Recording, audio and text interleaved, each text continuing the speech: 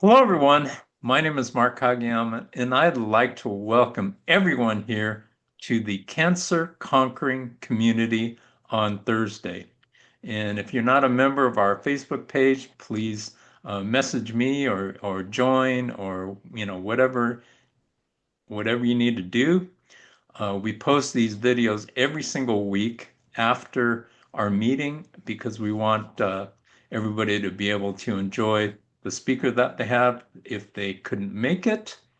And we are real excited because we have a real special person. She spent 168 days combined in the hospital. And we're going to talk a lot about that and how she maintained her sanity through all of this. And she is a fierce cancer advocate, and she leads, and she's also a cancer coach, and she leads a large Facebook group. And I'll let her tell you the name because I always forget it, but she's the Happier Hustle. Please welcome. Uh, just in fact, I just posted a couple of interviews on my YouTube channel, To Be Your Own Hero, with her, and she is absolutely phenomenal. Please welcome Casey Kang and she's from California. Casey, please introduce yourself and let's get into a great conversation. Hello everyone. Thank you for having me, Mark. My name is Casey Kang. I am a three-time cancer survivor of acute lymphoblastic leukemia. I was diagnosed when I was 31. I had a stroke and seizures for my treatment. Had to recover from that while still going through treatment. I will keep the long story short. Multiple relapses by some divine timing of the universe. A drug that the Blood Cancer United organization developed saved my life, and it wasn't for my cancer at the time. Yeah, that's the long story short. And I'm a trauma informed cancer coach, and I help women physically, mentally, emotionally become stronger after treatment so they don't live a life in fear. That's fantastic, Casey. I want to hear, I was just blown away. I think many of us who've gone through cancer have been in the hospital and things like that. I was in for a week, and that was like, I was going crazy after a week. So let's start at the beginning of your journey. How did you find out about your cancer and what happened with your diagnosis? I went during my lunch break on February 14th, 2014. I was 31 at the time, and I thought I was just, low on iron, to be honest. I didn't realize the severity of what was happening inside my body. And I expected to go back to work, and I went to the ENT. The ENT sent me to the internist. The internist looked at me and was surprised that I was still walking around. And he said he needed, for more accurate diagnoses, he needed blood work. And he said the fastest way to get blood work was through the ER. And so I went to the ER to get blood work and found out in the ER that day that I had some sort of cancer. They didn't specifically say what. They just said it's a rare children's cancer. And then I was transported downtown Chicago to the hospital, and I didn't leave for 28 days. What a welcome. Yeah. So life as I knew it drastically changed in very, very, very, very quickly. How talk about each time that you were in the hospital. How how did you mentally hold it together? What did you do? How did you entertain yourself? I know we've talked about some of the things that you did and Mhm. exercise. Please talk about that.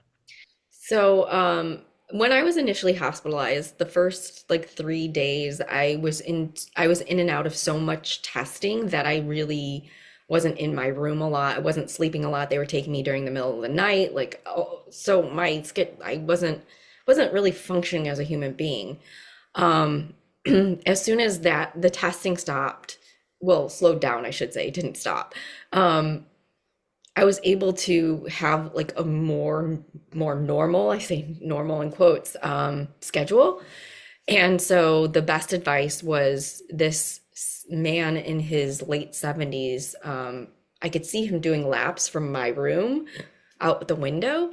And I was like, what is that guy up to? And my husband at the time went out and was talking to him, and he was like, oh, is that your wife just diagnosed? And they briefly spoke, and he goes, get her moving. He goes, it's the best thing you can do.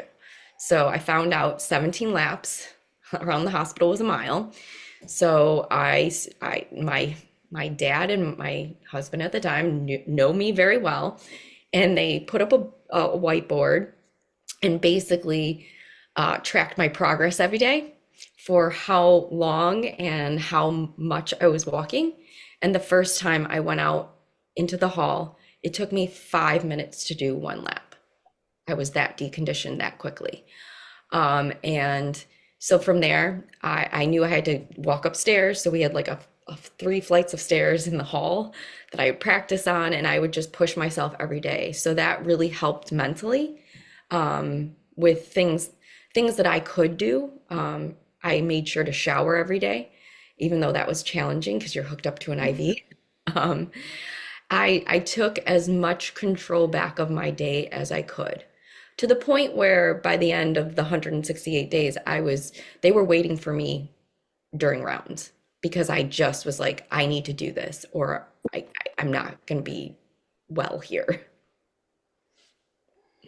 One of the things that I found out when I was in the hospital just for a week was if you ask for it, in a lot of these services that the hospital provides, they expect you to know, but you have to ask for it. And I found out that I had a physical therapist, which I found out after a couple days. So if you ask for certain things, then uh, find out what is available to you and take advantage of it because like Casey said, that was a very important thing for her was to, get up and move. And that's was great advice by that other patient that your husband talked to. So, uh, but let's talk about the mental aspect of how you dealt with all that time being in the hospital. There's no doubt about it. I watched a lot of TV. Like no escaping it because there's not a lot to do. At the time, this was back in 24, started in 2014. Like um, we were just starting to get access to like hooking up your own Apple TV and things like that. So I watched a lot of TV, I'm not gonna lie. I journaled a lot. I again took up a lot of time exercising and doing the things that I could control. Um, I took advantage of the services that Northwestern was starting to offer at the time, which were they had an art therapist that would come around and like color and draw with you or do some sort of creative activity individually because we were all so immunocompromised we couldn't even do it together. And so I took advantage of that. Um, they were just starting other holistic services, but I was not in a position to like get a massage or anything because I didn't have enough platelets, and so they were like, "Yeah, you're gonna bruise. We can't have you doing that." So there were definitely things that I just tried to stay the course with. I didn't Google my disease. I never once did while I was in the hospital. My ex-husband might have, but I never did. I never wanted to know more than what I was doing at the moment.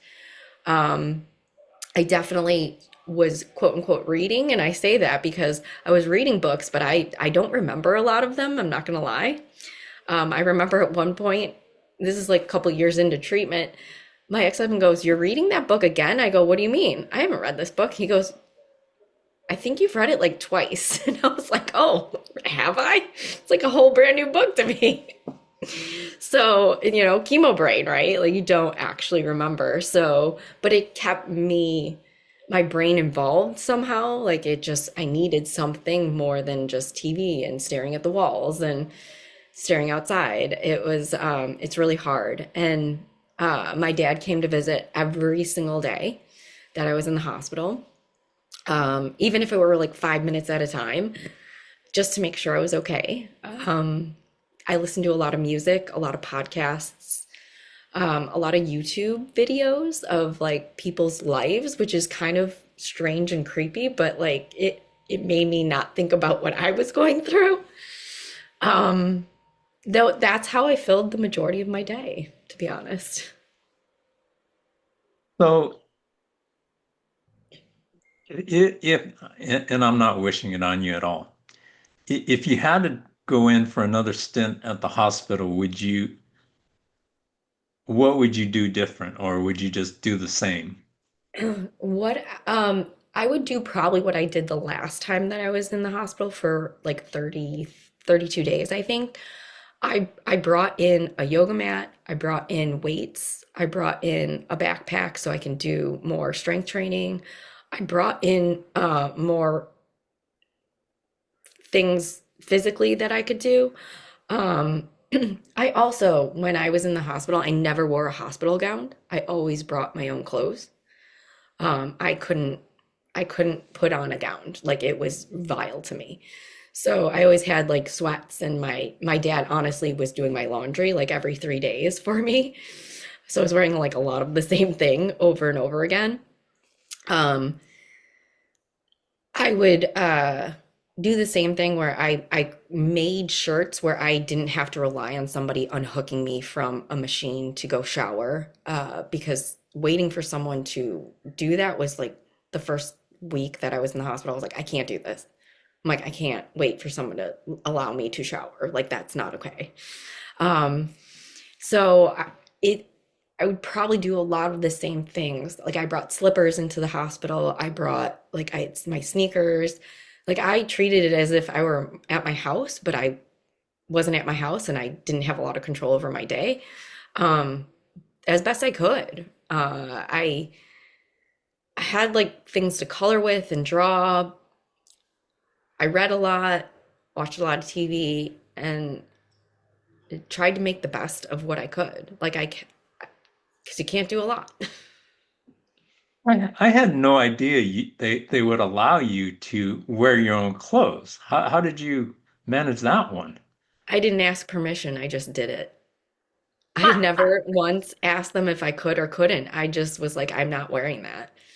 And that was it. And they never said anything about it either, which is like, I don't know, maybe they did, but not to me at least, or if they did, I don't remember at all. Um, yeah, I just didn't ask them if it was okay. Wow, that's awesome.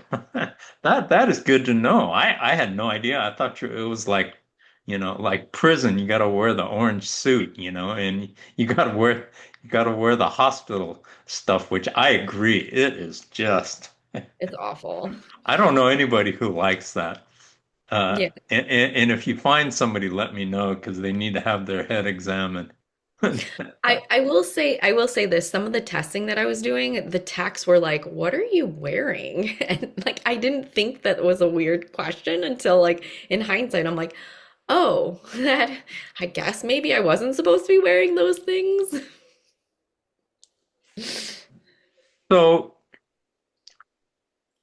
let's talk about each journey into the hospital and what led up to it and how as you were going along in your journey, how you were applying what you were learning at each step of the way.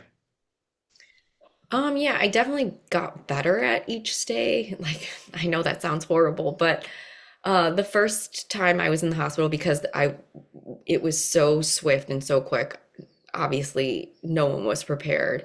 So I didn't have, like, I went into the hospital with like my work clothes on and that was it. And so people had to bring a lot of things. And I remember the first conversation was when my ex-husband went home. He goes, "Do you want me to bring you back anything?" I go, "I don't know. I didn't even know what he should bring back, other than like regular clothing to wear."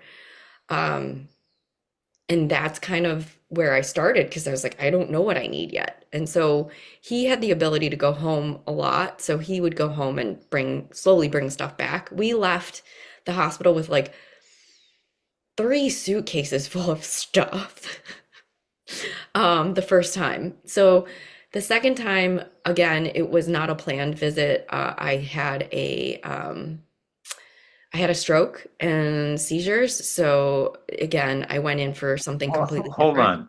on. Talk more about that. What led up to the stroke? And I mean, let me share this with everyone.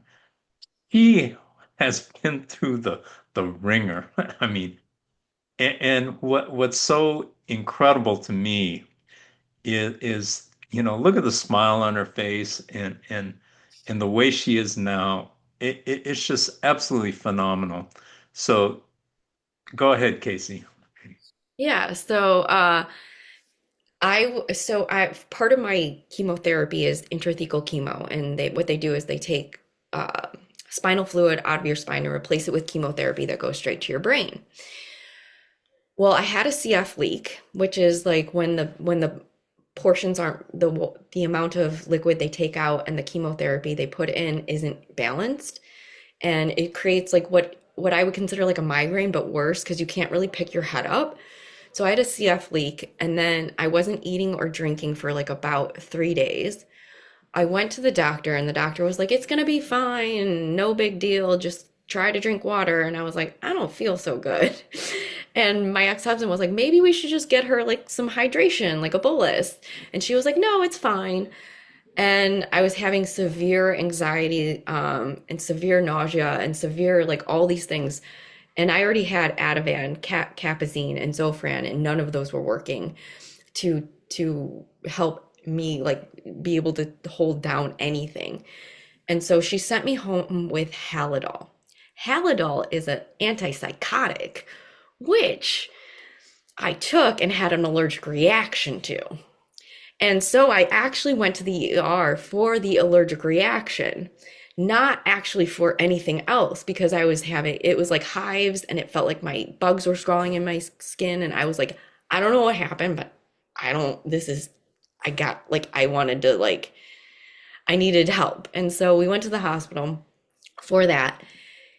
While I was in the ER, because of the protocol at the hospital, and you're going through cancer, they automatically admit you for a night. Like you can't get out of it. So I thought I was just going to be there overnight, let the reaction die down, and I was going to go home. Well, that night, my ex-husband was looking at me. He goes, "Smile." And I was very grumpy and not very happy that I was in the hospital. And I was like, "I am." And he goes, "No, no, no, smile." And I like yelled at him. I was like, "I am smiling." Like very mad at him that he's asking me to do this thing. And he goes, "Okay." Walks out of the room, doesn't say anything. The next thing I know is I'm being hooked up to all these electrodes on my head because I had a stroke and I didn't know it. And I'm like, "What's going on? Like, what's happening?" And all I remember the nurse saying is, "If you feel anything, press this red button." And I was like, "Okay." So I have all these electrodes on my head, and I have a thing that I have to press if something happens. And they didn't really say what was going to happen or what could happen. And so I don't know how much time passed. All of a sudden, I feel my body start to shake, and I go, press the button to my ex-husband. And that was it. And then the next thing I know, I was in a medically induced coma for 3 days. They didn't know I was going to make it out. Like they kept sending the priest to talk to my ex-husband. Like it was pretty ugly. And then the next thing I know, I wake up in the ICU. So I had a full-blown stroke. I had to recover. I was paralyzed on my left side. And so I had to learn how to walk, talk, eat, um, while still going through chemotherapy because my cancer was not in remission. So they didn't want to stop. Unbelievable. Yeah. I want to talk about one of the most impressionable things that we discussed during our interviews. And that is your mental attitude, your mental resolve. You know, what, how do you, I mean, the average person, I think would just say, I'm done, you know, after 100 days or even whatever amount of time that is. That's an incredible amount of time.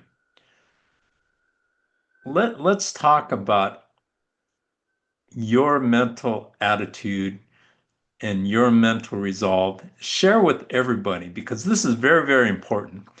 Uh, Share with us about that because I just love this. I think other than taking back control of what you can, I just tried to focus on the things that I could do. Um, you know, I thought of this cancer journey as a team sport. Like if my doctors are trying to make sure that everything they're doing is trying to kill this cancer, like I have to participate in that as well. Like it doesn't work otherwise. So eating right, exercising, all of those things mattered to me. Little did I know that I was helping my mental health at the same time, right? Like I didn't really think about it like that. I focused on every day and what I could do, no matter how painful it was, no matter how uncomfortable it made me. I just knew that I had to participate in this journey. I couldn't check out, even though there were so many days where I was like, I just want to hide from this and never wake up and never get out of bed. But I had rules. Like it was crazy. I had rules. Beds are for sleeping. We even in the hospital, I unless I was sleeping, I was out of that bed. I made sure to shower every day. I made sure to exercise every day. I made sure to eat, even though there were days where I definitely was like, I can't put food in my mouth. Like it's gonna come right back up.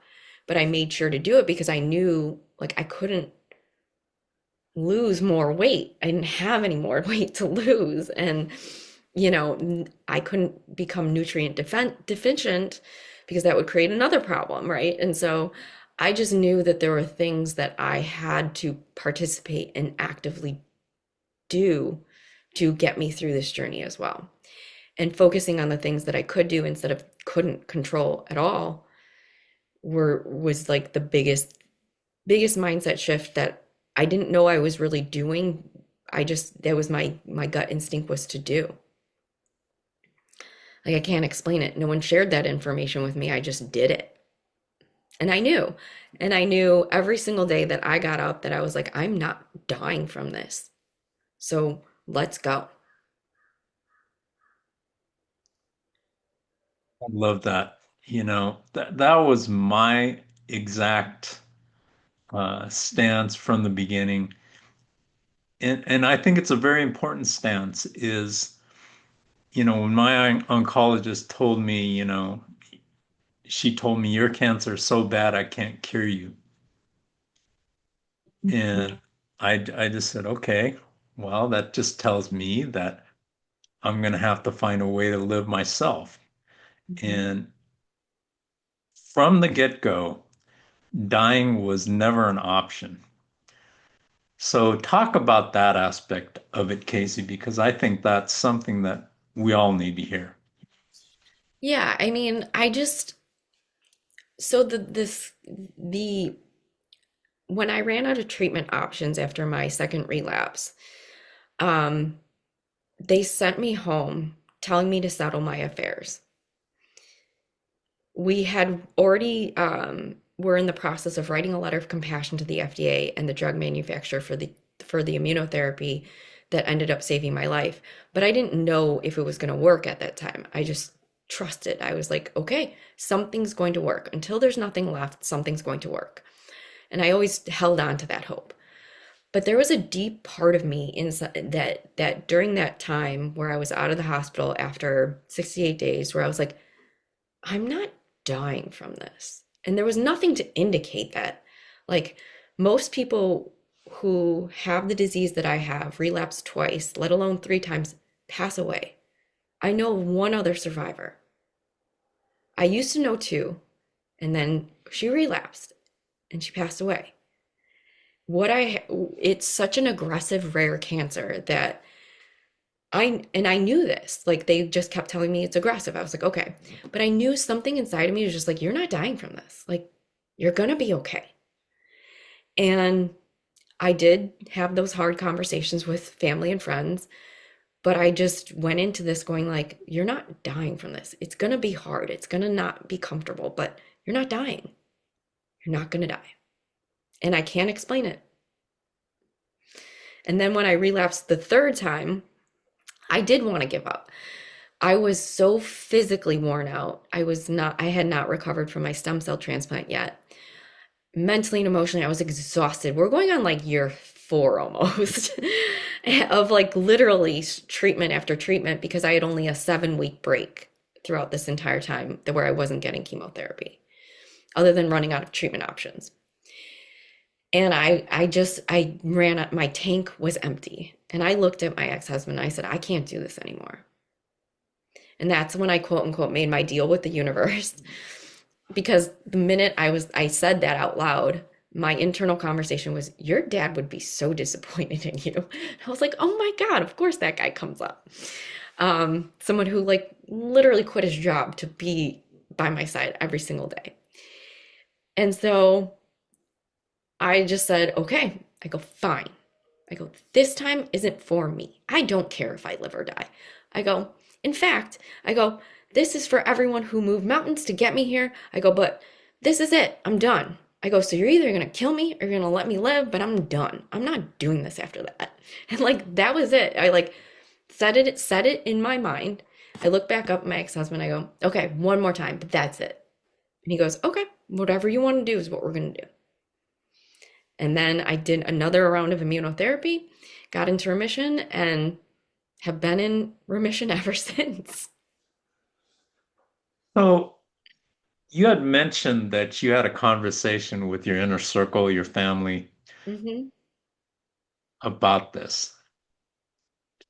Please share with us what that was like and the responses that you got. That was hard. It was really hard. I was in therapy at the time. I was in therapy this entire time. Um, and my therapist was really pushing it because of what they had said. And I didn't want it. I was trying to avoid it like the plague, to be honest. And I just said, you know what? Fine. I got to do this. And I'll just share the conversation I had with my dad, which was the hardest conversation. He comes over. We're both staring at Law and Order. I can't make eye contact. He's not making eye contact with me. I'm already choking back tears because I know what I'm about to say. And I just said, Dad, I might not make it to the end. Without skipping a beat, without looking at me, he goes, sometimes we don't make it to the end. And I was just like, in that moment, I was so mad and so upset, but I was choking back tears. And I didn't say anything because what I wanted him to say was like, it's going to be okay. You're going to be okay. And like hug me and hold me. And he didn't. And he left that day. And we didn't say anything about that conversation. Sorry, it's just like still really hard to like talk about because, it's my dad. And I had the opportunity, like probably 3 or 4 years ago now, to talk about it with him. I said, Dad, why did you say that to me?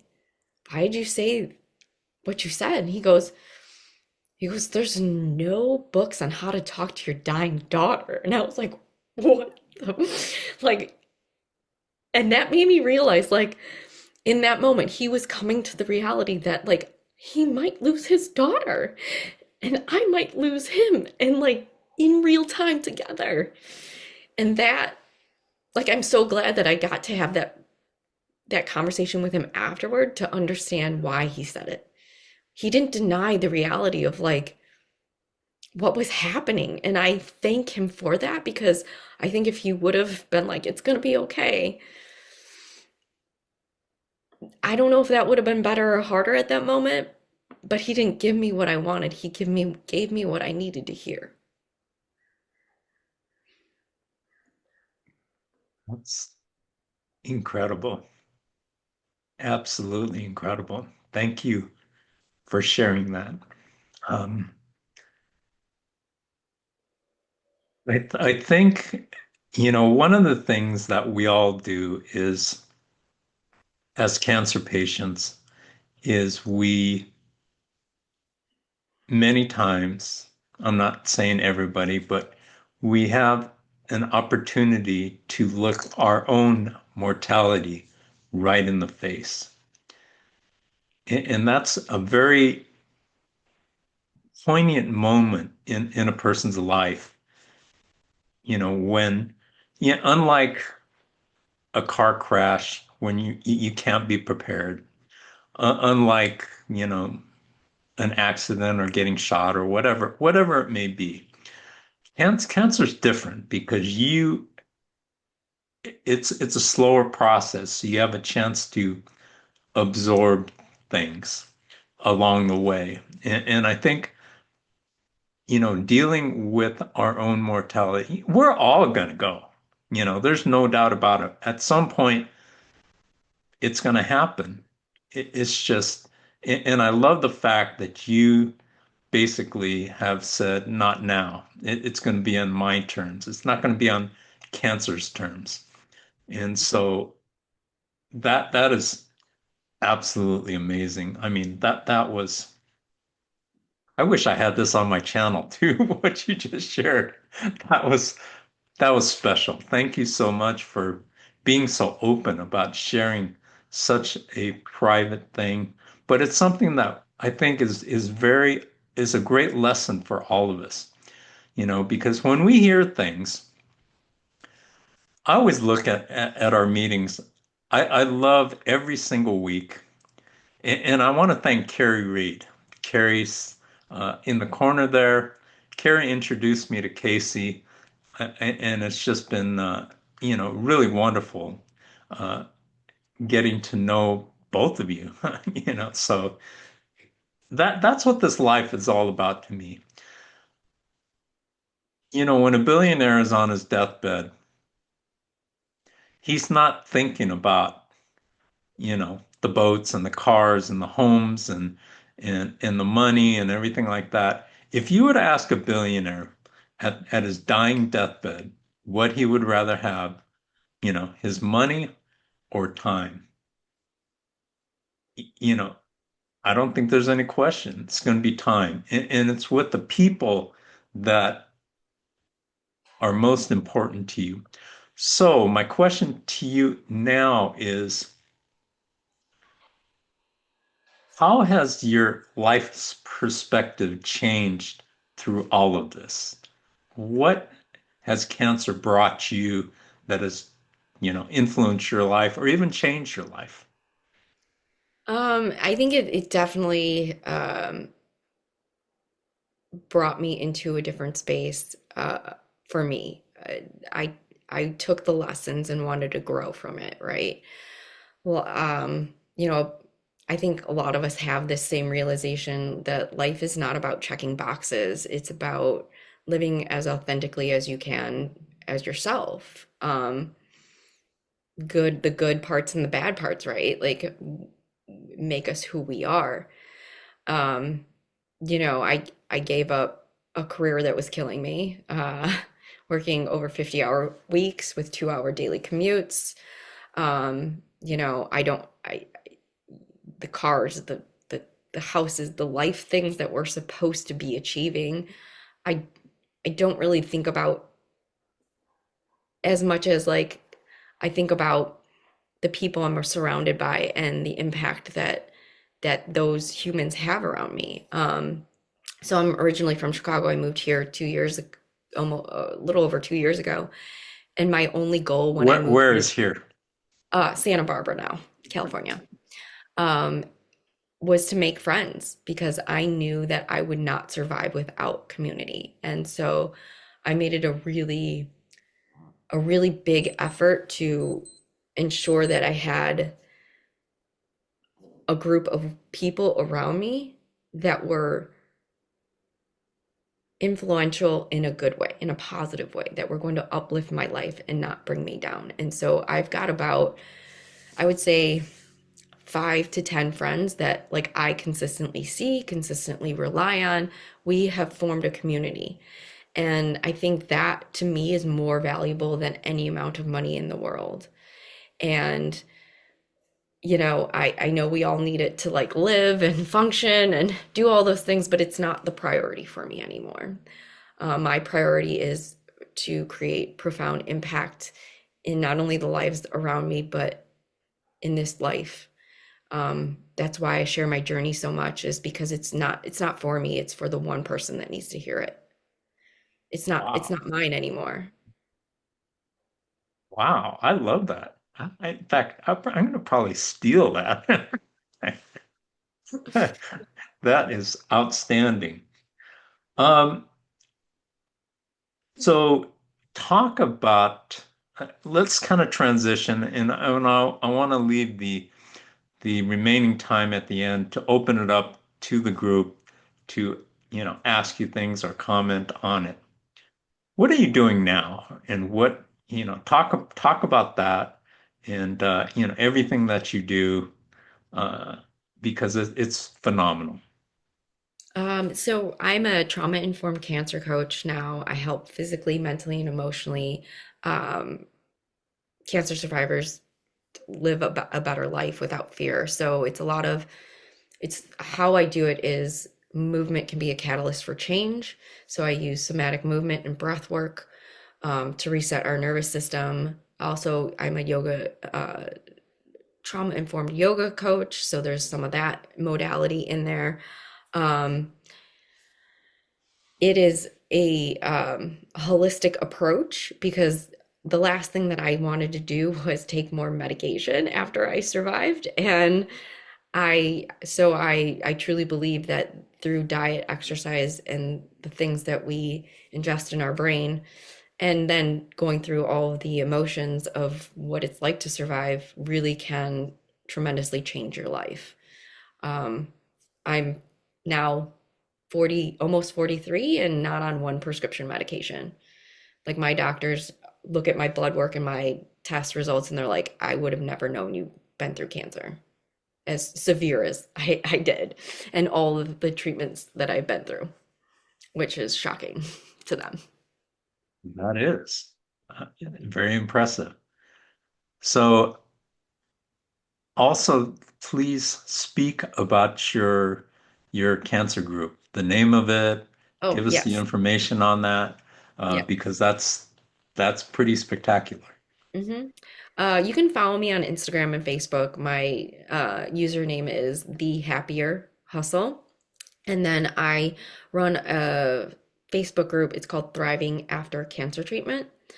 And then I also have a 13-week survivorship program called A Happier, Healthier You. And it's basically everything that I did to get to a better place mentally, physically, emotionally after cancer, because there were no cancer coaches when I was doing this. It was me on my own trying to figure it all out. How many people are in your group? The free group, there's like six over 6,000 last I looked. I don't look all the time, so.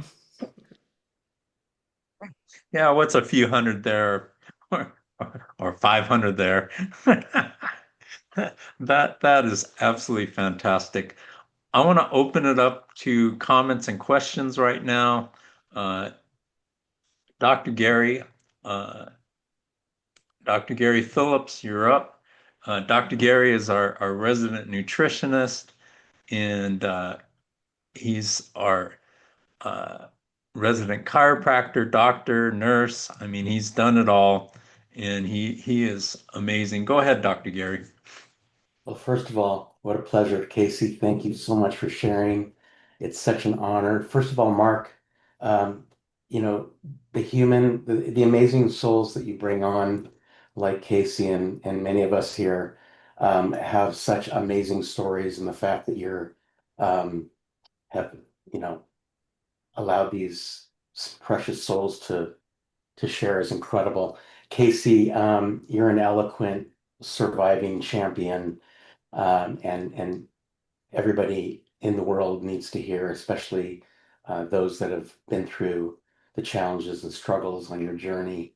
And I'm so proud of the fact that God definitely has a plan and purpose for your life, and that has clearly been shown in how you've overcome this incredible challenge. I, like you, have survived a 33-year rare blood disorder, low platelet counts that have nearly taken my life 87 times in the emergency room. I know what hospital care has been like. I've taken care of hundreds of cancer patients, and what you said resonates, making connections and the time that you spend with those circle of special people around you that lift you up and inspire you is the key, as well as supportive family. Um, my question for you, and thank God. I want you to, if you could repeat your Instagram and other things. You remind me of both my daughters. We have an elder daughter, Chantel, who runs a global empowerment community for women called She Is Worthy. And I would love to put you two in touch because she is interviewing people that have had challenges like you, and she is impacting women in many countries. And I would love your message to, if you are willing, to be exposed to her, you know, 50,000 followers. So if you would be so kind as to let me know how we can get in touch. Absolutely. And I'm gonna put my Instagram in the chat. It's the happier hustle. great. And my other daughter that you remind me of is a 30-year-old licensed clinical social worker in Boston who works with as a trauma-informed clinical Mm. social worker for addiction medicine, pregnant women and their children suffering through addiction disorders. And you know, you could be twins. You both have that spirit of compassion and empathy and helping people. So I wanted to know how you've managed to turn pain into purpose and challenge into coaching. Like I know you alluded to it, and you have the same mission as our daughters, Chantel, wanting to empower one woman at a time with the journeys and struggles that you experience. So thank you for that, and God bless you. And so maybe you can expand on that. Thank you for your kind words. So the reason why I started doing it was not, I didn't intentionally become this. It was kind of by accident. So I basically, from everything that I had gone through, kind of had a nervous breakdown. To be honest, I would have rather died than survived at that moment because mentally and emotionally, I was a mess. And I was, again, in therapy this entire time, right? So it wasn't like didn't have help. Um, but I basically had a nervous breakdown, locked myself in a bathroom door. My ex-husband had to break it down. And from that night, I just was like, therapy's not enough. I don't know what I need, but it's not okay. And my dad was over there and my mother-in-law, and I was like beyond embarrassed that I was struggling after everything that I had gone through. And my dad was like, it's okay, it's gonna be okay. That's when he says that, right? And I'm like, Dad, it's not okay, and it's not gonna be okay. And as I was like crying in a pillow in front of him, I just knew like I had to figure it out or I wasn't gonna survive. And so I did. On a shoestring budget, figured it out, right? Like I went on a healing retreat I couldn't afford. I went into more therapy. I started talking to experts and reading books and like everything that I could try to ingest. I went and got certified in all these things because I wanted to learn. Um, then I started sharing more candidly on Instagram um, and Facebook the struggles that I was facing. And I didn't realize that so many others were facing the same struggles. No one really talked about it. No one talked about it to me when I was going through my journey. Every cancer survivor was like, everything's going to be fine when you're done. And I was like, am I broken? Like, I thought something was wrong with me. I was like, what's going on? I don't feel what they feel. And so, which made me feel like something inherently was wrong with me, and it exacerbated everything. So when I had that nervous breakdown, and then I shared with like everyone that what I kind of did to start to get into a better mental, emotional place, and not only that, the physical recovery, like organically, people were asking me what I was doing more specifically. And so I started on Instagram, just messaging people back, which was, it's a very inefficient process. So then I was like, maybe I should get an email. Then I started emailing. And then I was like, maybe like I should like, I don't know, put a PDF together. And then I did that. So like grew that way. And then I was like, oh, well, like there's like actual coaches for just like physical stuff and like all this stuff. I'm like, maybe I should just like put it into a program, everything that I did. And so then I did that. And then that's kind of how it started. It really wasn't intentional. It was just organically sharing what I was going through and what I did. Thanks, Casey, and thank you, Awesome. Dr. Gary. Boyd, you're up. Casey. Um, so thank you for accepting my friend request on Facebook. I'm also a two-time survivor of acute myeloid leukemia. Mm, Been hmm through a stem cell transplant and surpassed 5,000 days cancer-free on Sunday, so that was a big deal. Run 18 marathons and a whole bunch of stuff, but oh gosh, I helped Mark co-moderate this meeting for like 2 years, and Americans really like my story. I'm a Canadian. They like the tragedy to the triumph. I have the DNA of an American serviceman. I met him at Disney, hence my Canada Disney shirt. Like it's this whole thing. But I've never taken the time to talk about my own. Uh, Gosh, I was in and out of the hospital for most part of a year, and going through the transplants and the nosebleeds and the throwing up, and they clean that up, and then you crap yourself. And it's funny, the one thing they talked about, my wife's uncle Nino, he just bought me these blue T-shirts that I was like, I was wearing those in the hospital, and Denzel Washington did this movie about here comes the story of the Hurricane Reuben Carter. And I remember watching it. And the whole time he's like, I'm not wearing those prison clothes. I'm not wearing those prison clothes. And they would lock him up and they put him in the brig and so I just remember that, just wearing these blue shirts, and they were so uncomfortable. Like when I was having my transplant, it's through here and you got these ports and you got all this stuff. And then you're throwing up and you're crapping yourself. But it's just these little things of empowerment. And I was talking to my friend Danny yesterday, and all I did when I was in the hospital was have little wins. Like I I'm a Canadian, so hockey matters to us. But I was genuinely just excited to see the LA Kings win the Stanley Cup. They're not my team. I don't like them. I don't even care for them. But they won the cup that year. Or watching LeBron James win a title in Miami. And these might not seem like things, but you're not wrong. It was just a distraction. And I remember, so this was 2011-12. The transplant was spring of 2012. And my pastor from my church, him and his wife drove the 90 minutes to come see me. And then they're like, you just need to watch TV because you need something other than that. And, I remember all that. I came home from the hospital, had a virus that led to CMV, that led to neuropathy. I've been through a traumatic brain injury.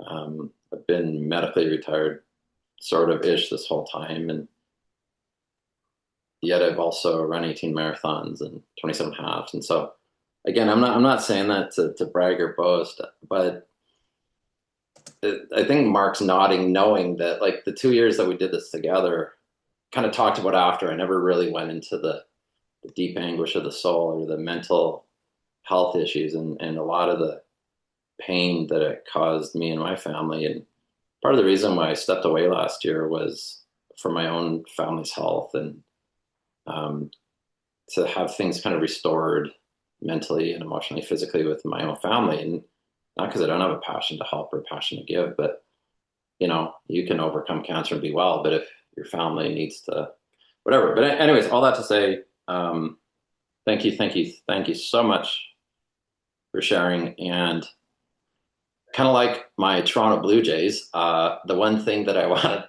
just give you a prop for is resilience. And the Blue Jays, they lose 18 innings to the Dodgers, and then they come back and they win the next game. And that is an intangible that you either have it or you don't.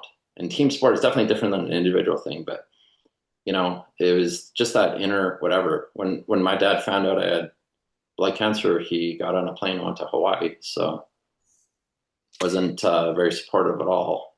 And a lot of the reasons why I run the Boston Marathon 5 times is some particular individual said I'd never do it. So, your own. Anyways, thank you for sharing. I'll stop talking and I'll defer it back to you. Oh, thank you, Boyd. Thank you, Boyd. Sergio, you're up, man. I can also read his question. Well, I asked him if he wanted to ask you himself. Okay. Go ahead.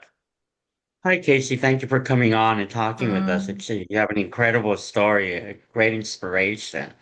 So I guess my question is, and I hate to be personal, but did this whole situation um, kind of contribute to you getting divorced? 'Cause I know you mentioned your ex-husband a lot, and I'll Yeah. tell you, it's become one of the most challenging things. I have a wonderful wife. We've been married for over 30 years. She's so supportive, but I also forget that she has her own issues and she has her life, and sometimes she gets so quiet, and I feel that she's upset, and I'll say, well, what's wrong? What's going on? Why don't you talk to me? And I have to find out from my daughter. It's just that she's worried of your mortality. She's worried that the cancer is back. She's worried you're going to pass away.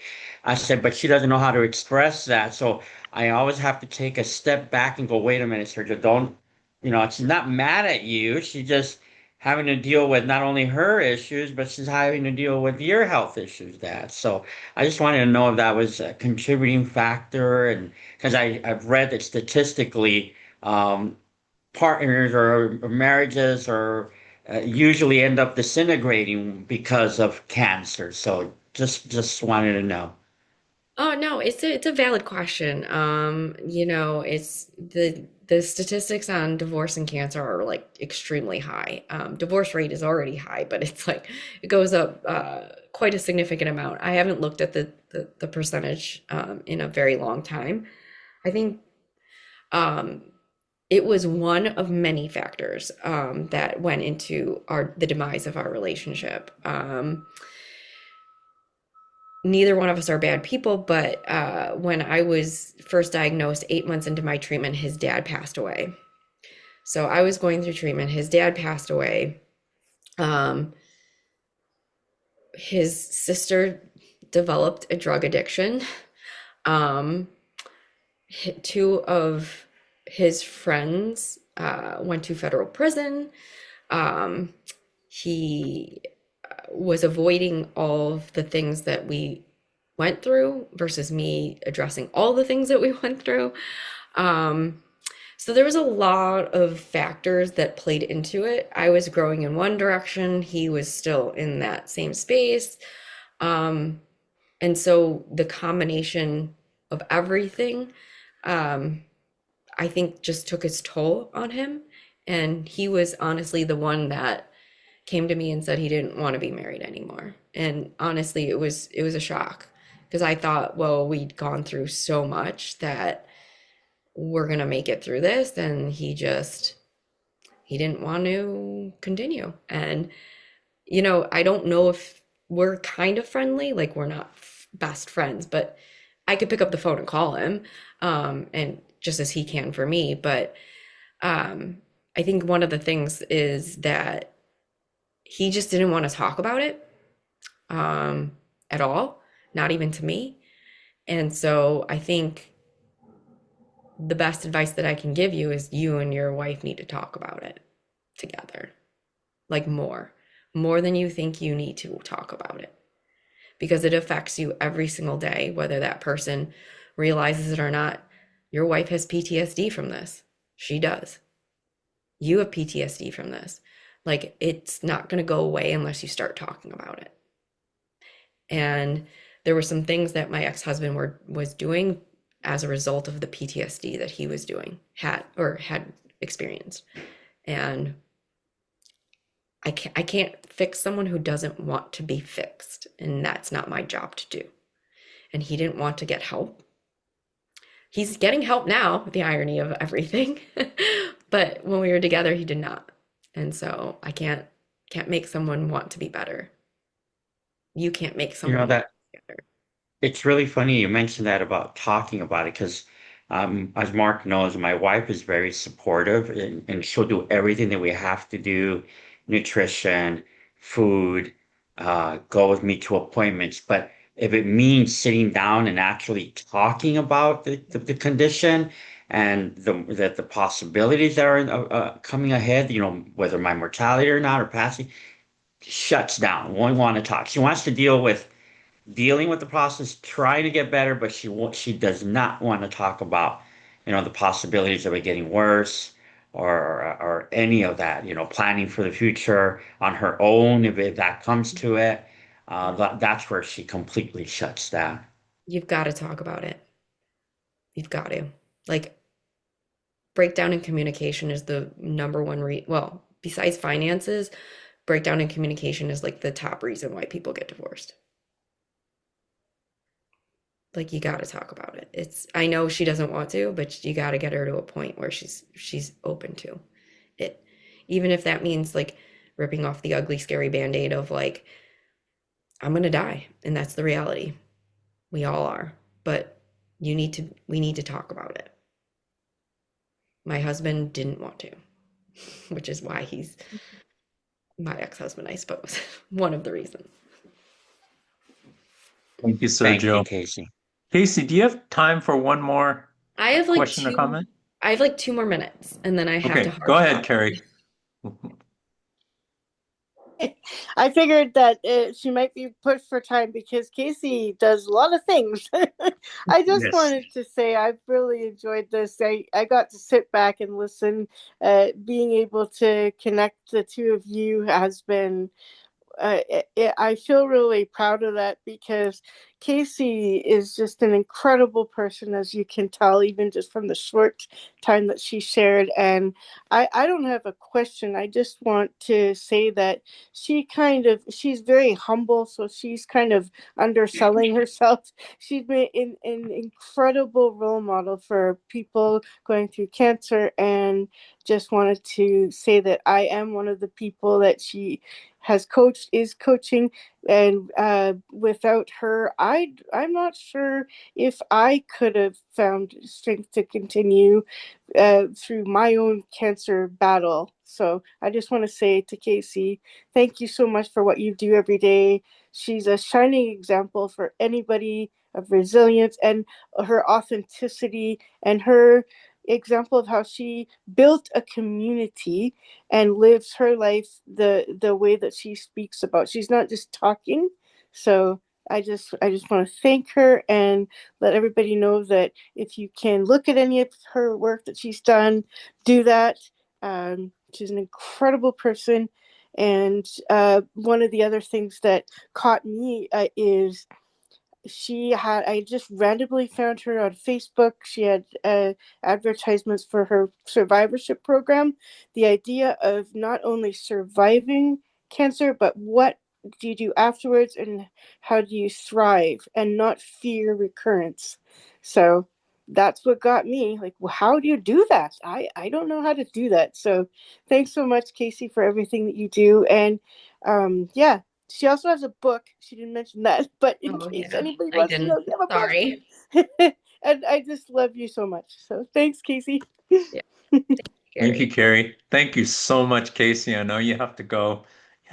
We really appreciate you sharing so openly about all these very sensitive subjects, and I think it was absolutely fantastic. So, hope you have a fantastic day, and thank you once again. Thank Thank you, you. Karen and Casey. God bless you. Thank Thank you you. Thank for you sharing, all. Casey. God bless you on your journey. Bye everyone. Thank you so much. I appreciate Thank your time. you. Bye-bye. What we're going to do right now is I just want to thank everybody for joining us here at the Cancer Conquering community.